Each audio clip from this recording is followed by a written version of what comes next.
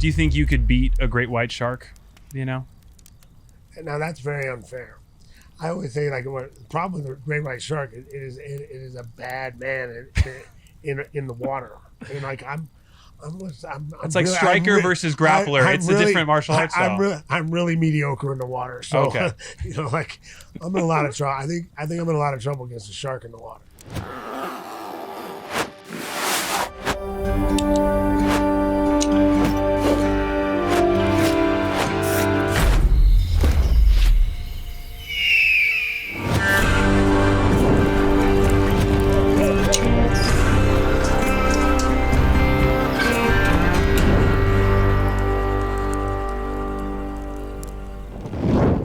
Kick those tires and start that fake fire. It's time to camp. Today, it gets a little cooler here at the campsite as we welcome the Iceman himself.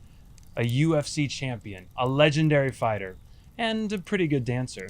He is to be feared more than a trip to the DMV without an appointment, and it has been said that if you need a good kick in the butt, don't ask this man, for that kick might land you in a critical care unit. Please welcome to the fire, Mr. Chuck Liddell. Thanks.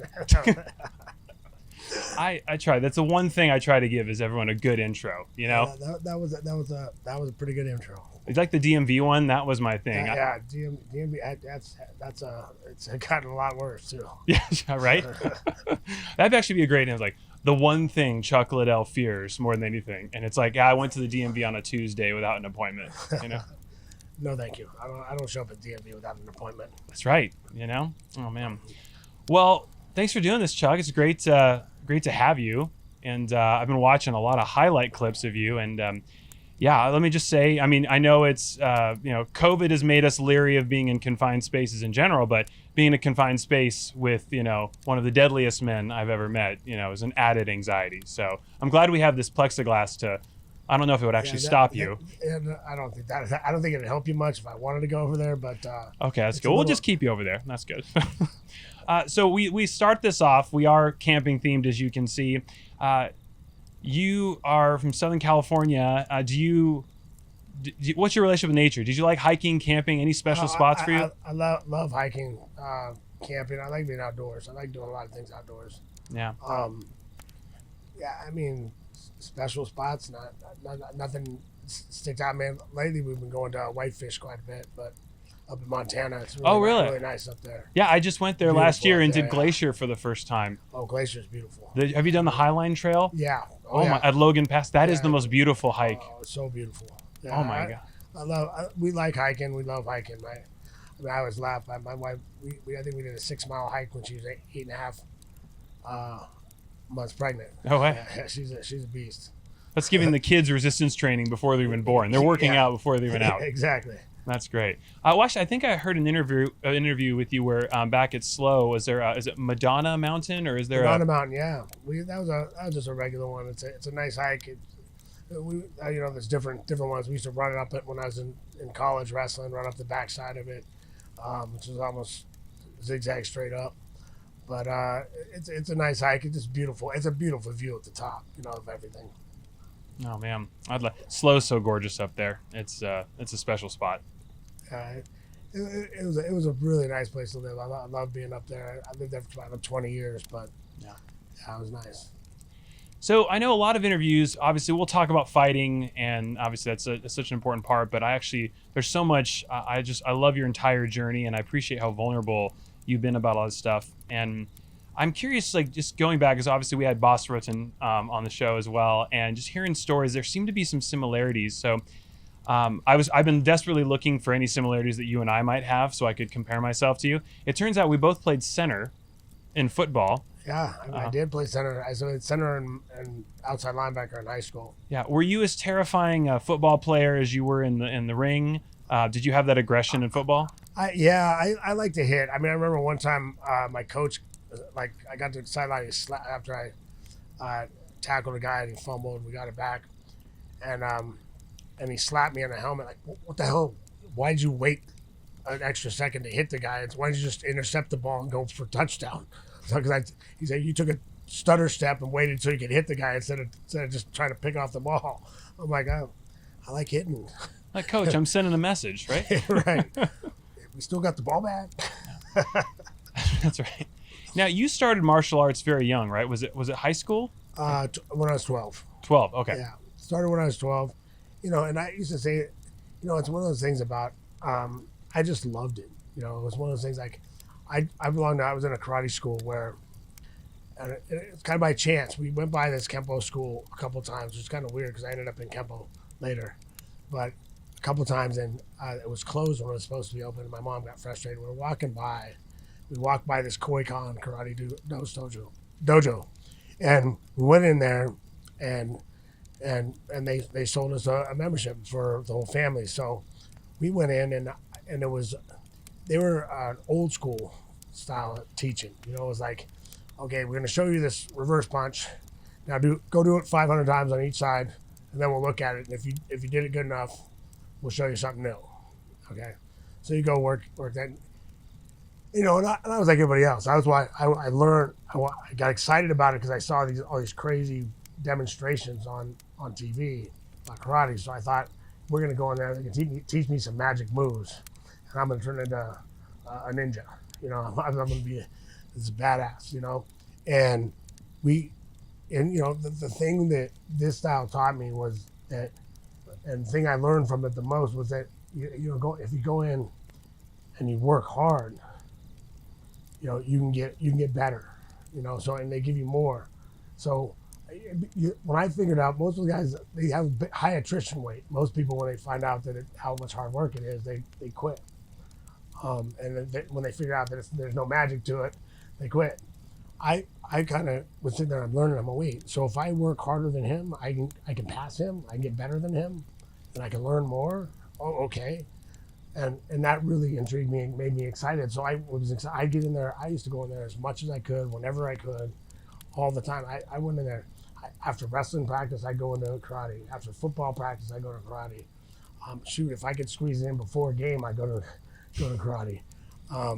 I just wanted to get better and wanted to get better. I did everything I could to get to learn more because I loved it.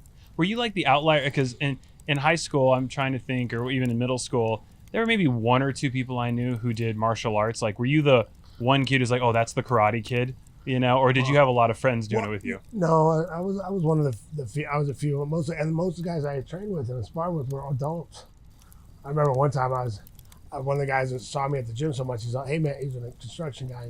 He was 23 or something. I bet he's all, man, hey man, do you need work? Do you need to work? I'm in high school. He's like, wait, how old are you? I'm like, oh man, I'm getting my ass kicked by a 16-year-old. but it was like, I trained, most of the guys I trained with were adults because I took at our nationals for our international tournament for our style. I think I took third in the full contact in the men's division when I was 15. Wow. So it was one of those things. Like it was funny because in the paper at school, it was on the back. There's a small article with me and my talking about me taking third at the World Championships in the back of the paper, and it became, oh, he's the karate guy. Stay away from him. Like the seniors, everybody, nobody wanted to mess with me. I was real quiet at that point. And nobody wanted to mess with me because I was like he's that karate guy, and that was back when the karate guys it was like the Van Damme stuff, all those movies are just coming. It's like it was crazy. Have you? So I think I read you were bullied though as a kid, right? Yeah, when I was really little, yeah. Was that just standard, like stealing lunch money? Yeah, 100%. It was happening all the time. And what really happened was my mom told me I wasn't allowed to fight, and I listened to my mom. I wouldn't fight back, but I wouldn't give them the money either. Like they had to take it from me. I made them take it. I just wouldn't give it away, but I wouldn't fight. So you just got beat up? I got beat up. So that actually was great timing back then. The principal actually talked to my mom, but when they asked me, my mom said I can't fight because he asked me, why aren't you fighting back? And they called my mom in. So hey, I like what you're trying to do with the nonviolence thing, but you gotta let this kid fight back. Because if he doesn't, I can't be there every follow him around and save him all the time. Like you can't. Yeah, and So she sent me to my grandfather, and he started teaching me how to punch, throw some straight punches, and throw some punches, and my mom said it's okay. You can't start a fight, but you can finish it. And so I started fighting back, and well, the rest was history. So it's like a government. You're allowed a proportional response, right? So yeah, well, yeah, they, and I wound up fighting. I fought a lot in the street. I had a lot of fun times. I enjoyed it. Like it's kind of one of those things. I hated bullies. I mean, I think maybe it was because when I was really young, I couldn't stand watching guys beat up, pick on guys that don't want to fight. Yeah. And I'd always step in. I'm like, and I always said, like, look, I fought a lot in the street growing up, but I never made you fight me. Right. But when I got about 21, 22, I figured out that I wasn't really letting you out of it real easy either. Yeah. I kind of, hey man, he doesn't want to fight you, but I will. And you go, oh man, I got a problem with you. Well, now you kind of do. And I make you look like kind of put your tail between your legs and crawl out the room or fight me. So, and this is all before you were the Karate Kid. This is like you started the bully. You were getting bullied long before, right? Long before, yeah. And then I started fighting a lot, and I fought a lot of times. But I got good at it. Do you think being bullied gave you a dormant, like supercharged your when you got into karate? Was it like, oh, now I'm going to be able to like make up for that time I was beat up, and I'll be able to protect others, protect myself? I don't know. I don't know if I ever thought about it that way. I just kind of, for me, it was always. I was excited. I got excited about karate. Like I thought it was cool. Like I thought it. I mean, I watched the Ninja. It was a TV show. Like at the time, I watched Black Belt magazine. I read everything. I did was I love martial arts. Like the Steven Seagal movies or anything. All those were cool as hell too. Like that's cool because I knew a little bit of those moves. I learned them.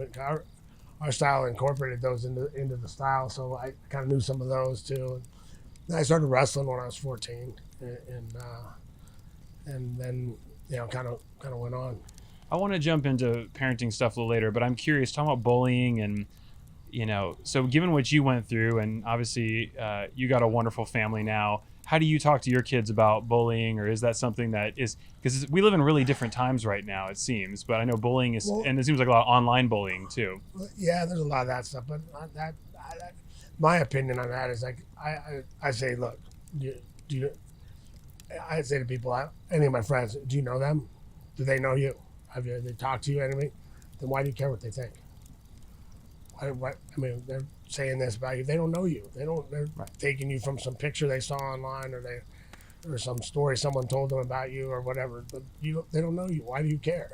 And if you do care, get off social media. Like, stay off it. Yeah. It's like there's no, like, you can't hurt my feelings. If I get on there and respond to you in there, like I'm being funny. Yeah. I'm doing it, and I'll be something funny, and I have my fan.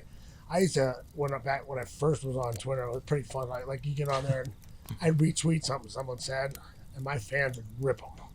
Like it was so much fun to look because they were a lot funnier than I was. Yeah. Like that, they'd say something funny and respond. I get a lot of saying, why do you justify that guy by responding?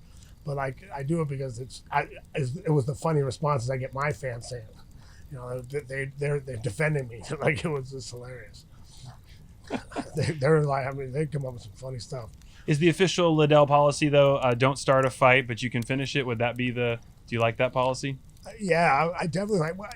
The thing is, I look at it like I don't want people to think I bully people. I fought a lot growing up, but I never. You always had an out. I always gave you an out. If you wanted to walk away, you could. I didn't, like I said, I didn't make it real easy back in the day, but I always gave you an out. But as I got older, I mean, it's not worth it. Most guys in the street can't fight. They don't fight very well. And two, and so it's not very fun. 'Cause for me, fighting's a competition. If it's competitive, it's more fun. Yeah.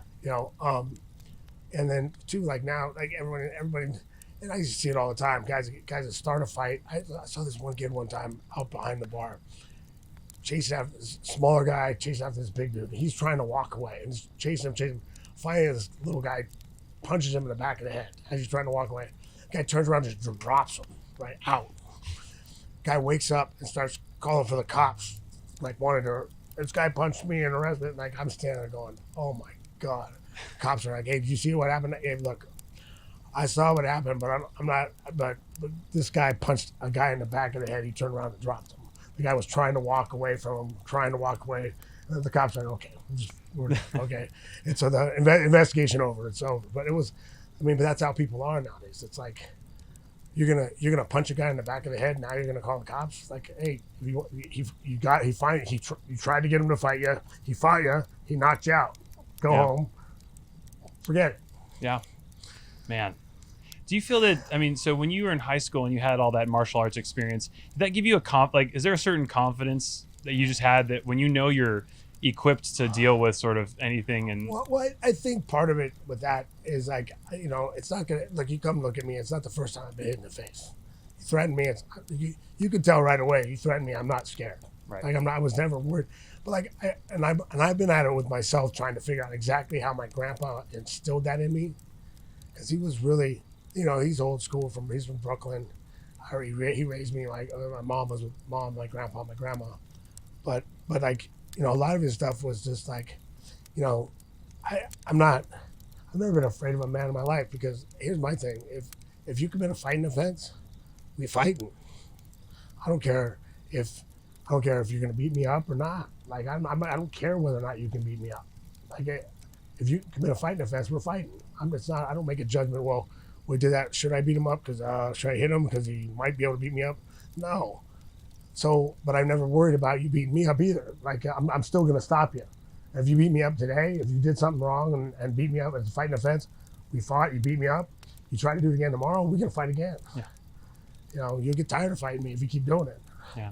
Sooner or later, you're going to get tired of it. Yeah. And you've said too, over and over, you actually, because people say, oh, you look scary. I think you said if you're not smiling, people think you're pissed off all the time. Yeah, all the for time. Sure. And you don't like to hurt people, right? It's not about it's hurting a sport. People. It's a sport to me. And don't get me wrong, I'm trying to end you. When we're fighting, I'm trying to end you. But as soon as it's over, I hope you're all right. Yeah. Like that's, and I don't like hurting people. It's not my thing. I don't like I get asked all the time, why don't you just threaten that guy and do it, be faster? I mean, because that's not me. Yeah. Like I don't bully. I'm not trying to get you to believe. It's funny too. Like I meet people, like friends of friends. We'll have a conversation, and I get animated. I get excited about certain things. I get animated, right?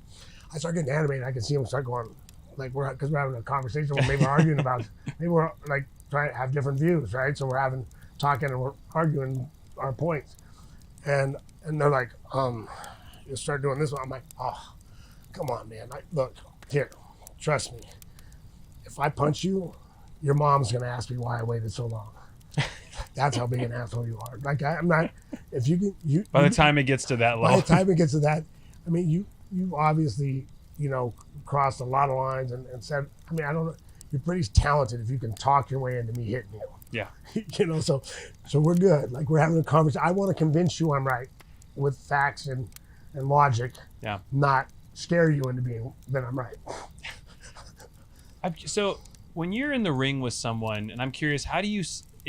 It's business, and I watched that 30 for 30 on you and Tito, and it was so interesting because both of you said, yeah, like it's business, and when you're in the ring, yes, it's trying to end it, and then outside, it's back to normal, and obviously there was a huge rivalry there. But when you are prepping, do you have to do any mental exercise like this is just an opponent, this is business, or do you end up getting some rage? Do you end up getting some real animal when you're about to fight someone? I'm not an emotional fighter. There are guys out there that need to kind of have that anger. Some guys have they fight different. I think emotion clouds judgment. So I don't want to, I'm out there, I'm methodical. I'm actually trying to pick you apart. I'm trying. Now, not liking someone, Tito, for instance, like not liking him, made it easier to get up every day for training, and that motivation was there. Would you so when you're training, were you like, I mean, is it like Rocky versus Drago, or just like which is like you're there like I'm not gonna let this guy beat me. I'm not gonna do this. And you train as hard. It makes it easy to train hard for it and get in shape for it. But that was that. I don't care. It's the same. It doesn't matter. It's an opponent in front of me, not a person. Now, this Iceman persona, this calm collectedness, I think I heard you say that you know, a lot of fighters who like get so nervous and they can't handle the pre-fight, you know, or just in front of the people, and you've always been super calm. Is that something that you just over time developed, or were you always just naturally calm before big? And is that not just fighting? Are you calm before any, like, there's a presentation or whatever? Yeah, well, it's one of those things. Like, I'm one of those people. You before something, you're prepared, getting prepared for something. As long as I feel like I got ready for it. Again, once you've done that point, right when it starts, like, I'll be nervous all the way up for like a test, studying, cramming. But as soon as that test starts, I relax. And so I was a really good test taker. I would usually do better on tests than maybe I should have, because I was calm and relaxed. Like, I'm not second guessing my answers, and I'm not going crazy. So for fights, like, I trained as hard as I could. I did everything I had to get ready, but like a week before the fight, your training camp's over. Yeah. And there's really not much left to do, but recover, do everything, do all the things right leading up to it. But there's not much left to do. So worrying about the fight or worrying about how things are going to go is all it's going to do is make you worse, not better. Yeah. So for me, that was it's like a logical thing is to just relax. So what would you tell someone who's trying to get that? I enjoy fighting. If someone's trying to get mental, like, so I struggle with, like, even though I love preparation, but, you know, I love golfing, right? Which is in probably no universe anywhere like UFC, but it is extremely mental, right? And you can prep, you know how to hit the shot. You've just hit it the time before, but there's that anxiety that comes up like right before. And I've always been fascinated with how people calm their nerves or collect themselves before like something that counts, you know? Yeah. Well, I think it's a confidence in being something. Like, fighting is one of those things for me, is something I've done for a long time. I love getting ready for fights. I love every day, like every day of sparring. I got going in and sparring, and I like picking people apart, and I'm comfortable. I'm more comfortable. Man, this is a lot easier than fighting, isn't it? No, like, I don't care what you're talking about. No, fighting is one of the easiest things in the world to me. I love being out there. Like, I was one of the blessed people to go out and do what I love for a living. Yeah, I used to get out there, and that was my reward. Like, walking out, like, I enjoyed walking out, and then. Back then, when we finally started walking out in front of like 14,000 people, 18,000 people, like, and walk out of the tunnel, and it's just deafening, like the cheers. And I took the time to enjoy that. We got in the ring. It's fight time as soon as they closed the cage, and I enjoyed every bit of it. Now, as a retired athlete. This is something that I got from the 30 for 30 that really just resonated with me, like, for you. Like, when your whole life has been fighting, and there's that thrill and that training, and then every athlete has to deal with this at some point where retirement, and it talks about that tough time during retirement. How did you sort of fill that gap and that void, and then how did you pull yourself kind of back up and find meaning after that important part of your life had kind of, gone? That's the hard thing. That's one of those things. It's like, it wasn't necessarily me. But it's just having that driving force. Like, for a long time, I didn't have. You got your whole life. I've always had that driving force. I want to be, the best football player. I want to be the best wrestler. I want to be the best fighter in the world. And now all of a sudden, you got there, you were the best fighter in the world, and now you've gotten to a point where that's over. And there's no driving force anymore. And luckily, I've done a lot of good things. I had a lot of exposure. I've been blessed to be able to, have another career after. I have plenty of things I can do. There's a bunch of things I can do, but what was driving me? There was nothing, I talk about it with a lot of athletes. Like, when they're done, it's kind of like, okay, you got to that point. Even like the guys that really successful athletes, some of the best in the world I've talked to, and you that point, and it's like, now what? Now that's not there anymore. Okay, I did everything. It's almost like you can only retire for so long. Like, it's okay, what am I gonna do now? What do? I got to find something new. I got to find something new that drives me, and it took a while, and it took a while to realize even that you're in that point. Yeah, how did you pull your? As I know in that document, it said that was a multi-year period after you retired that was really tough, right? Yeah, and it was just it wasn't really that not that tough. You're just kind of spinning lost, like you're not doing a whole lot. And then I met my wife, and I got during right before I retired, and then we got married, and we had we had kids, and really I kind of buried myself in just having fun with the kids and doing that stuff, and raising the kids. But at some point you have to, Yeah. you also have to have something else driving you. And it, it was figuring out what you want to do, and for me it was realizing part of it was realizing how much effect I've had on people, Yeah. and then and wanting to do more of that. Like if I can help people, get through whatever. Like I don't understand it really how I help them, but if guys come up and tell me, yeah, hey man, you helped me get through my therapy, help me, doing, a guy tell me they told me I would never walk again, and I went to I watched their videos before every time I went into training, into therapy, Wow. and I'm walking out, I'm doing this, I'm doing that, stuff like that. It's powerful. You change and be, if you can do that for people. So that was one of the things that really stuck out to me as something to aspire to. That's amazing. Wow. That's cool. I hadn't thought about that. And I get it more and more. Like people, like, man, you really helped me get through this, or you helped me, get through that, and those things make you want to do more. Like you want to be out there, and if I can, if I can help people with a message, and just, Yeah. Is there a message in particular that you're passionate about too now, and something that, obviously your first love is fighting, but like beyond that, is there something that you really want, like in this next phase that you're doing right now that you're excited about? There's something you want to communicate, or right now, man, people just need to remember to be kind. Remember what people are going through. Like there's a lot of people going through a lot of bad stuff right now. By having a lot of trouble with things. When someone reacts bad to you, you don't have to react bad back. It's there's way, and there's a power in like saying something nice, saying, hey, you okay? Can I help you with that? It's sometimes when you respond nicely to someone not being so nice, they're like, I've seen it on a bunch of people. I've had some people say stuff to me, like, you okay? Can I help you? Like, can I help you with anything? And they're like,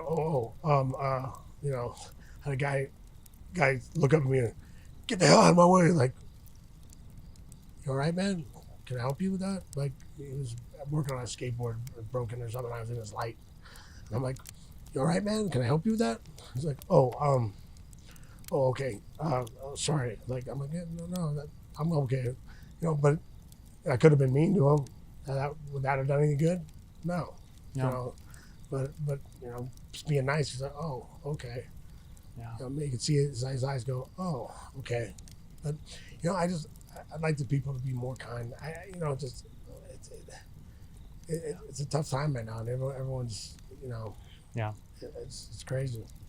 Do you enjoy, as a former fighter, I imagine, is there a sort of bittersweetness to watching others compete and work? Like, do you miss it so much at some level, but then you're also super stoked for the next guys coming up? Oh, I will always miss fighting. I love what I do. People have asked me, what don't you miss about fighting? What, cutting weight? I miss it all. Like I love getting in training camp. I love going through training camp, doing the hard work to get to the fight, getting to the fight week, all that stuff I loved. And I'm a big fight fan. Like I like watching fights, and I like watching. I still go out when everything's going, and they do the montage right before the main event. And they do all that. Before the main card starts, they do that UFC montage thing up there, and they get that up on the thing.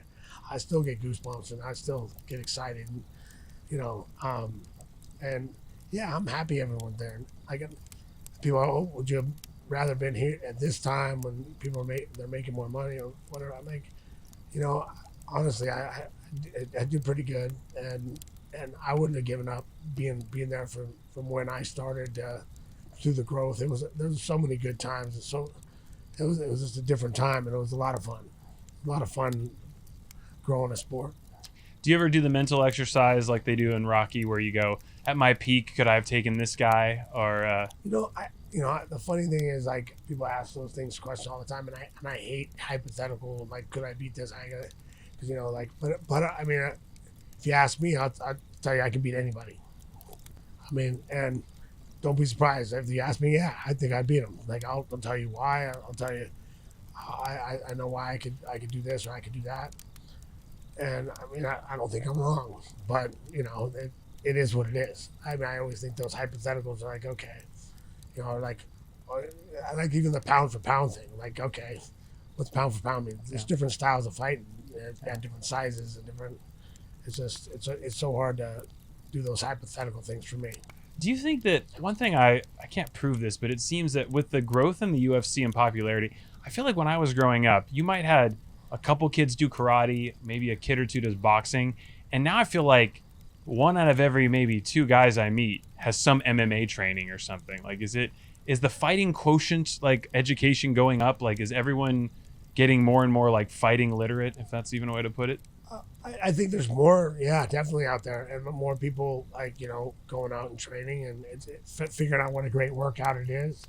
I mean, I just tell people, like, there's nothing I can burn more calories doing than good kickboxing workout, and I enjoy it. And you do it without thinking. Like I always tell people that come to my class, look, just show up.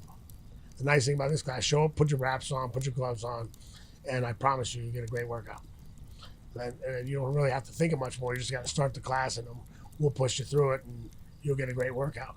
Yeah. I love asking this of folks who've went from sort of anonymity and then became super well known and famous. What's something about? Is there another side to fame that people need to hear about, or is sort of a people don't think about? Because I feel like everyone wants to be famous at some level. Yeah, I'm like, there's a lot. I mean, it's got its ups and downs. It's got its pluses and minuses. For me, I always say the pluses outnumber the minuses. Okay. But again, I mean, people get stupid, and there's a lot of fans get like very like they deserve something. Like you have to give them something. Like they're asking. People ask. I had a guy one time. I'm gonna climb in a jungle gym. Like I'm gonna like little gym thing. I'm on the top of it, chasing my big ass chases my kids around on this jungle gym thing. And some guy comes up and goes, "Hey, can I get a picture?" I looked at him like, when I'm done, sure.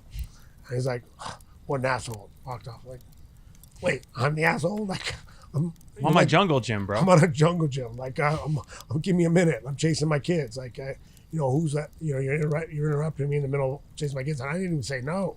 I also wouldn't go hurling insults at Chuck Liddell. Yeah, that's what I'm thinking in my head. Is that you're lucky. Like, oh, I want to run up like to get an autograph.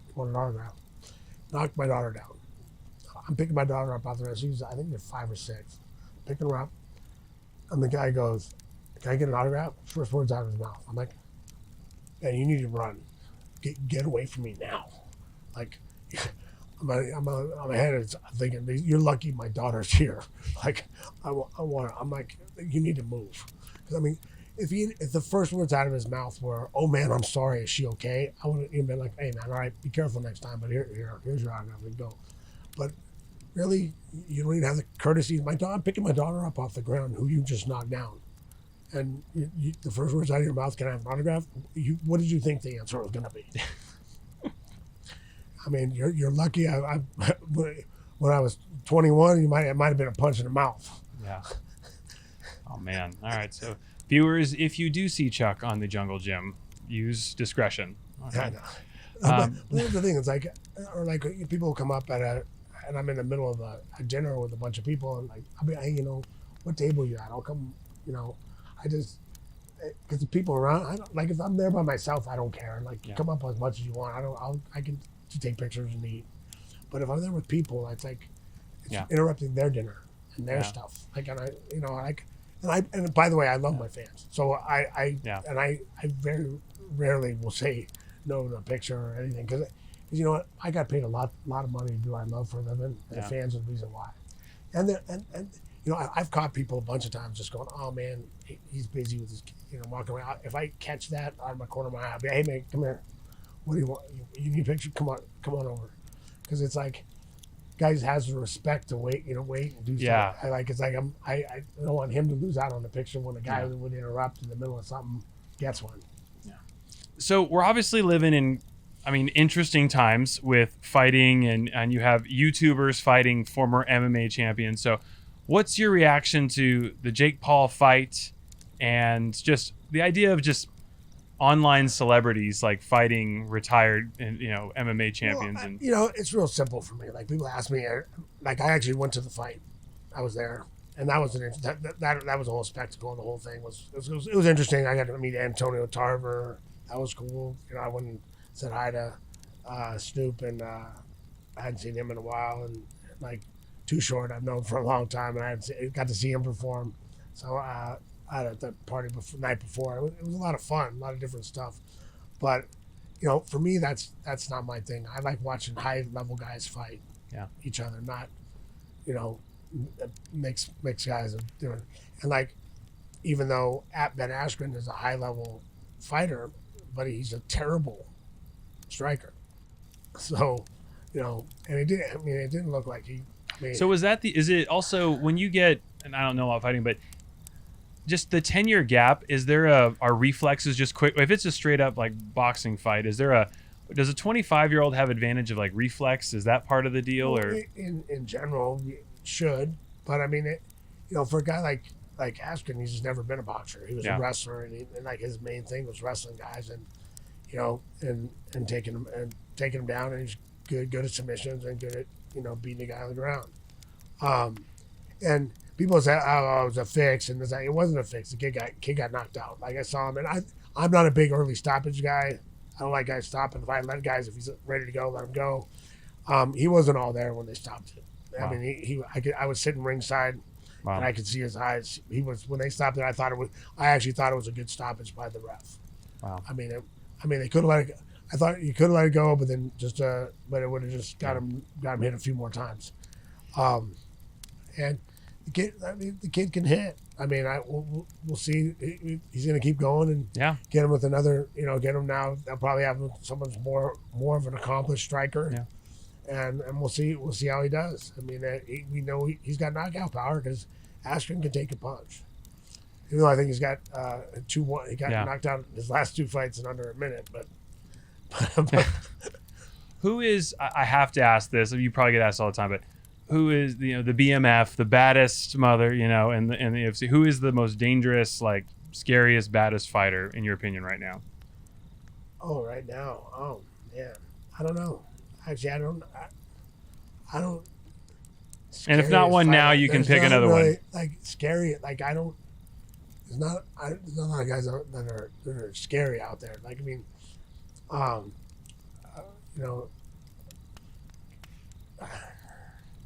Francis Ngannou he's a heavy hands. I don't know how good his wrestling defense has gotten, how good he is at stopping takedowns, but if that continues, I mean, he's gonna be a tough guy to beat at heavyweight.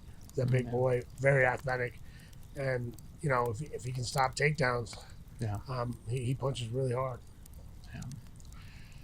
Well, folks, any good fighter knows that you have to train your abs, and of course, training abs requires great nourishment, which brings us to s'more stories. And who better to actually inform us of the perfect s'more than an elite athlete whose body is primed on proper nutrition. Chuck, could you give us an example of what your perfect s'more would be?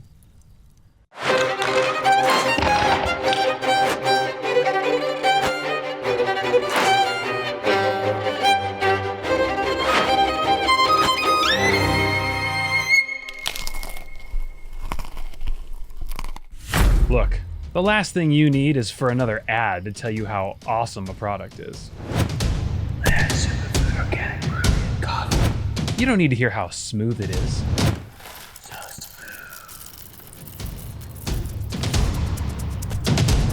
Or how it features functional ingredients like lion's mane.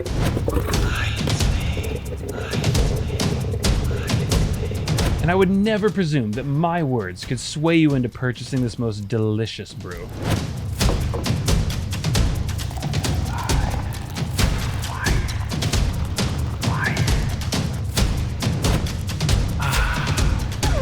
But seriously, buy this coffee. It's amazing, and it just might change your life.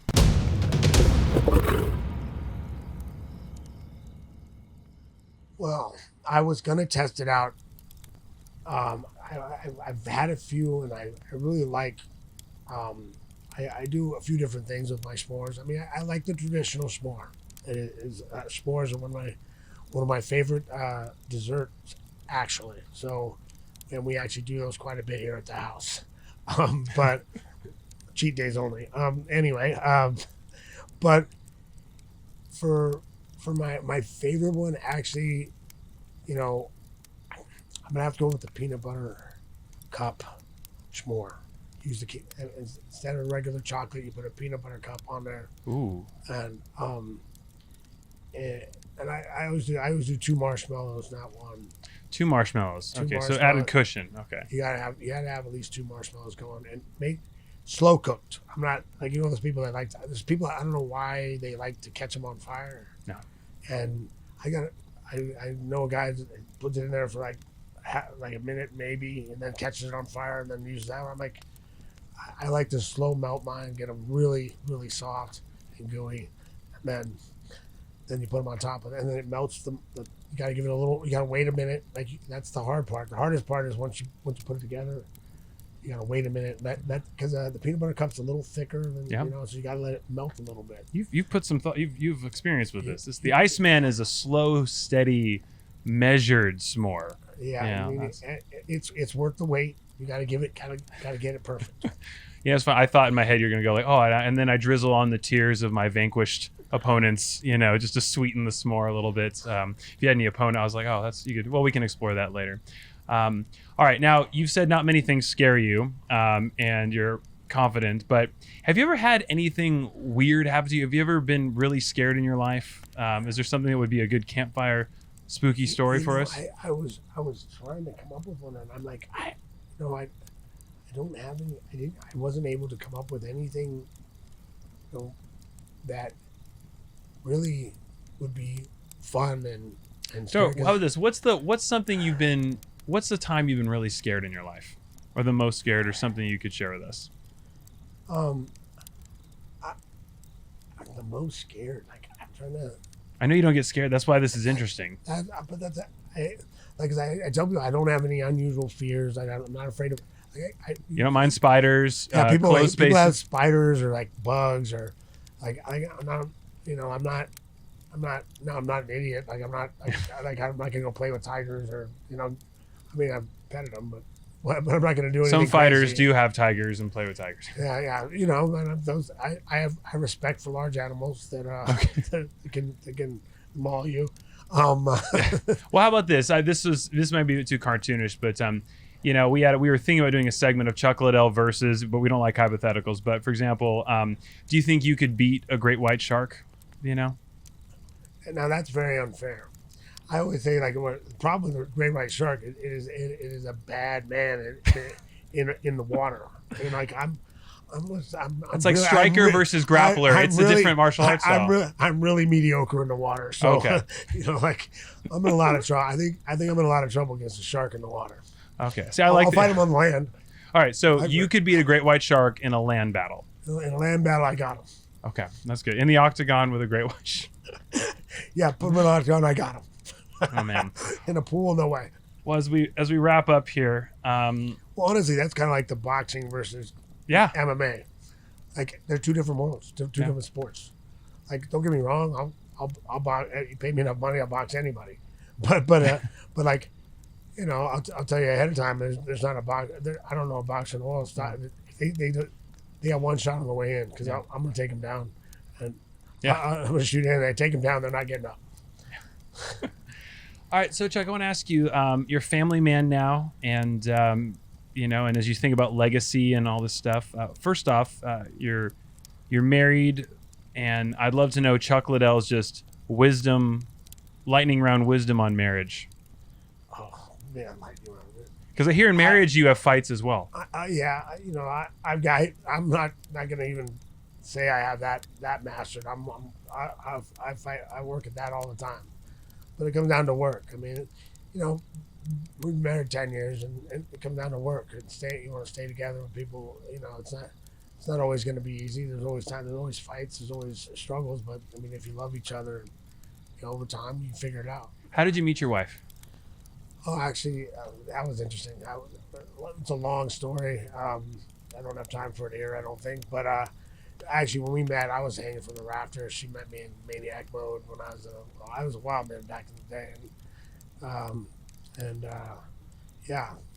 She met me. She didn't like me that much when she met me. She's like, okay. So you had I was a little too wild for. She liked me as a person. Like guys, but she was like, I don't know about. But you had to work. You had to earn. You had to work. I worked for it. Yeah, it worked out. And after about 3 months, did like martial arts? Did most people drop out and you just kept going? You just kept working? Yeah, and really that's how long it took. We were friends and kept hanging out for about 3 months, and then,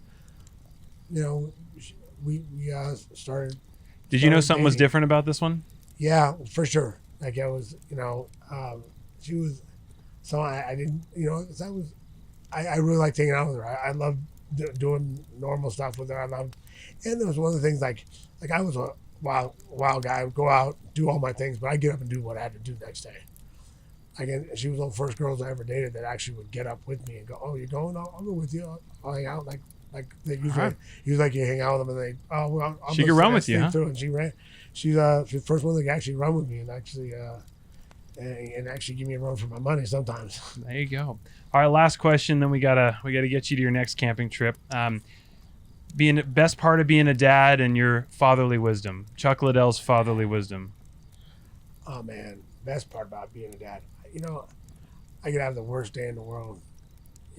Be bummed out, have a terrible day, but walk through the doors, and have those my little boy, my little girl smile at me, come right up, Dad, and it's all over. I can let it go. I'm okay.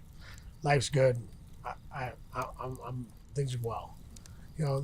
Whenever I think about it, I have to think about they're things that center me all the time. Like my family, like when everything's going, everything's going crazy, stuff goes bad, whatever it is.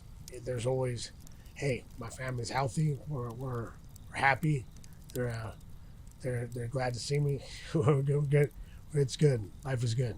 That's awesome. And then, is it any advice for other dads out there? Well, everybody asks me, like, I get a lot of people ask me, why are your kids so good? They're so, like, they do. I'm all, the biggest thing is time. Like, it's not getting them things. It's not doing that. We spoil them with time. I spend a lot of time with my kids. I spend a lot of time, and discipline. I mean, it's not easy to be, like for me, it's hard for me to punish my kids. I don't like for them to miss out on things or not do things or make them sad, but it's part of your job, and it's and in the long run, it's going to make them better. So you have to take the time and the energy, because sometimes it's not. And I know it's hard for a lot of people that are working full time. They're tired. Yeah. It's really hard to put in that. It's easier just to throw them on watching TV and do that instead of like spending time with them but if you spend the time, you get the benefits in the future. I mean, oh man, I also fear for any man who wants to date any of your daughters when that age comes around. You would be a very scary looking father-in-law, I think. There's a great picture we'll have to show up and we can put it in here where it's on Facebook and it's you staring at this guy, I think, who's rolling up to your family and looks like a school dance or something like that. School dance, actually. Yeah, I was my daughter's first school dance.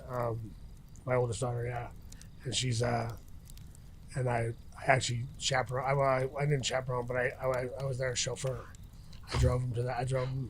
Worst luck ever. Chuck Liddell is your chauffeur for your school dance. Yeah. Oh man. Well, Chuck, thank you so much for doing this and for talking with us and sharing your wisdom.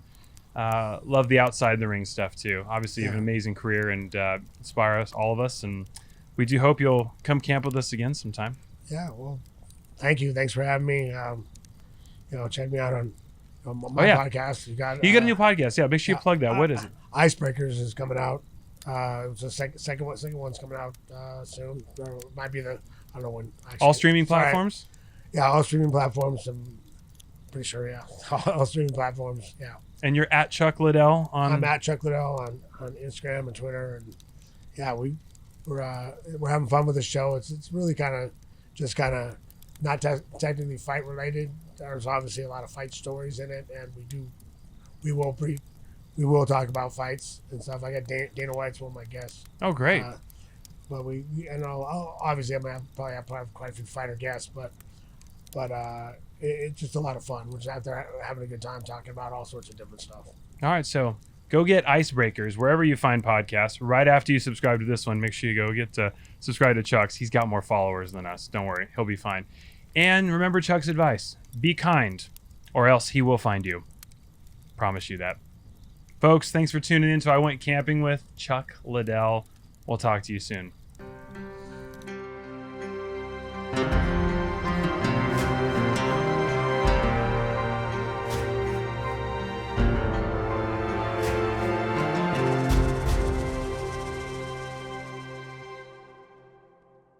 Thanks for joining us, folks. If you want to help us out, and we're confident you do, go ahead and hit that subscribe button here on our YouTube channel.